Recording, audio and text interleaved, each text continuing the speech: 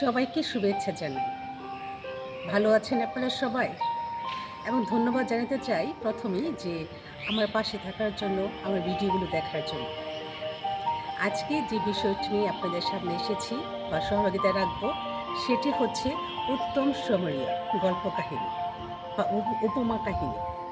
আর এটি আমরা এই বাইবেলে পাই লুক 10 অধ্যায় 25 থেকে 37 পদ। এ কাহিনীটি আমরা অনেকবার শুনেছি, পড়েছি।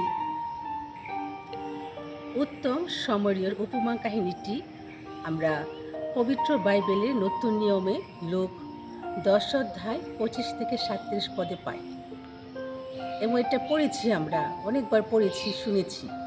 হ্যাঁ, আমি নতুন করে কিছু বলবো না, শুধু দু একটি কথা এই উপমা কাহিনী নিয়ে বলতে চাই।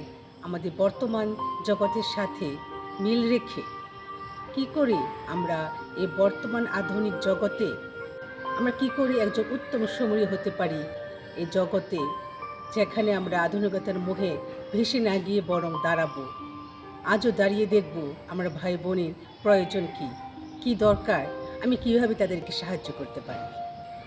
আইনের একজন পণ্ডিত যখন যিশুর কাছে আসলো এবং যিশুকে জেরা করে বা তাকে ফেঁসাতে ফেরানোর জন্য তার কাছে দুটি প্রশ্ন রাখল। প্রথম প্রশ্নটি ছিল, আমি কি করে অনন্ত জীবন পেতে পারি, এবং দ্বিতীয়টি ছিল, আমার প্রতিবেশী কে। আইনের পণ্ডিতের প্রথম প্রশ্নটি যেটি ছিল, সে জানতে চেয়েছিল যিশুর কাছে যে কিভাবে আমি অনন্ত জীবন পেতে পারি বা আমরা পেতে পারি, এবং এই প্রশ্নটির উত্তর যিশু তার মাধ্যমেই তার কাছ থেকে বের করে নিয়ে আসলেন যে আপনার শাস্ত্র কি বলে, এবং এভাবে যিশু তার মুখ দিয়ে বলিয়ে নিলেন কি করে সে অনন্ত জীবন পেতে পারবে। আমার প্রতিবেশী কে? এই প্রশ্নটার উত্তর যিশু সরাসরি না দিয়ে তিনি চলে গেলেন একটি উপমা কাহিনীতে, উত্তম সমরীয়ার গল্প। সে গল্পটিতে আমরা দেখতে পাই যে উত্তম সমরীয় কি করে সে আহত ব্যক্তিটাকে সাহায্য করেছিলেন। পুরোহিত ছিলেন, তিনিও পাশ কাটিয়ে গেলেন, এবং তার আপন লোকেরাও যখন সে আহত ব্যক্তিটাকে পাশ কাটিয়ে গেলেন, এবং সমরীয় যে ছিলেন তার শহরের লোক নয়, দূরের লোক, সেই লোকটি সে আহত লোকটির পাশে এসে দাঁড়ালেন। তাকে সারিয়ে তোলার পিছনে যে কাহিনীটা, যে প্রসেসটা, ওর মাধ্যমে সে উত্তম সমরীয় হয়ে উঠলেন। উত্তম সমরীয় কী করলেন? কি করে সে সমরীয় থেকে উত্তম সমরীয় হয়ে গেলেন?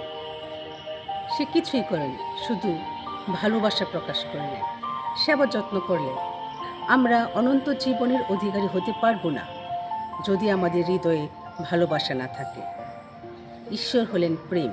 আমাদের হৃদয়ে যদি প্রেম না থাকে, তাহলে আমরা ঈশ্বরের সাথে মিলিত হতে পারবো না। আমরা সমস্ত সত্তা দিয়ে ঈশ্বরকে ভালোবাসি, কারণ তিনি প্রথমে আমাদের ভালোবেসেছেন, এবং আমরা ঈশ্বরের উপর সম্পূর্ণভাবে নির্ভরশীল। আমরা আমাদের প্রতিবেশীকে ভালোবাসব। তাহলে আমাদের প্রতিবেশীকে উত্তম সমরীয়ের মধ্য দিয়ে যিশু আমাদের এই প্রশ্নের উত্তর দেন যে আমাদের ভালোবাসা হতে হবে জাতি, জাতীয়তা বা ধর্ম নির্বিশেষে। প্রেম হলো কর্ম, এবং উত্তম সমরীয় আমাদের দেখিয়েছেন কি করে আমরা কর্মের মধ্য দিয়ে ভালোবাসা প্রকাশ করতে পারি।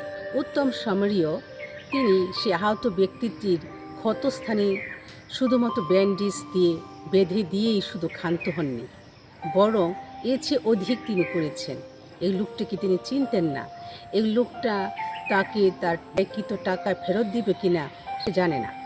তারপরও লোকটিকে নিয়ে সে একটি বর্তমান জগতে যদি আমরা বলি ক্লিনিকে গেলেন, এবং সেখানে তাকে রেখে আসলেন এবং বলে আসলেন যে এই যে কিছু টাকা দিয়ে যাচ্ছি আমি, যদি আরও কিছু প্রয়োজন হয় আমি যাবার পথে দিয়ে যাব বা পরিশোধ করে যাব।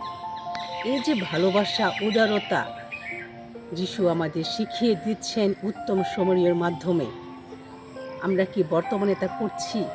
কতটুকু করছি?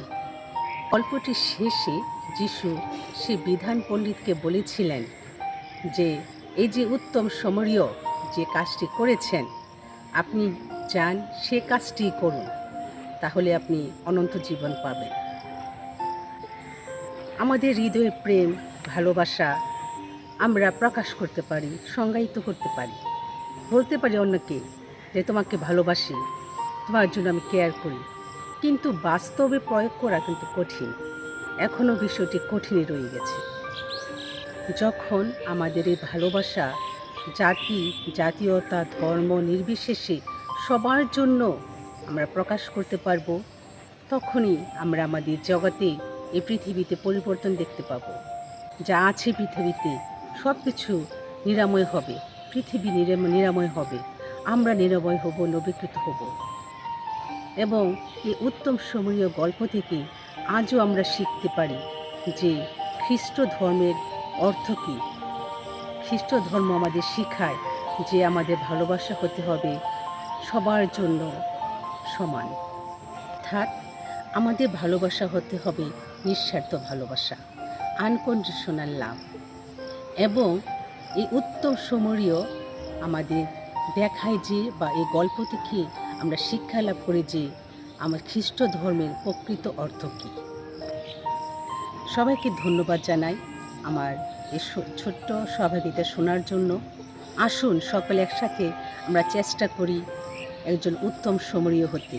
100% একদিনেই উত্তম সমরীয় হতে পারবো না, কিন্তু আমাদের প্রতিদিনের ছোট ছোট ভালো কাজগুলো দিয়ে আমরা একদিন সত্যি উত্তম সমরীয় হতে পারবো। জয় যিশু। ঈশ্বরকে ধন্যবাদ।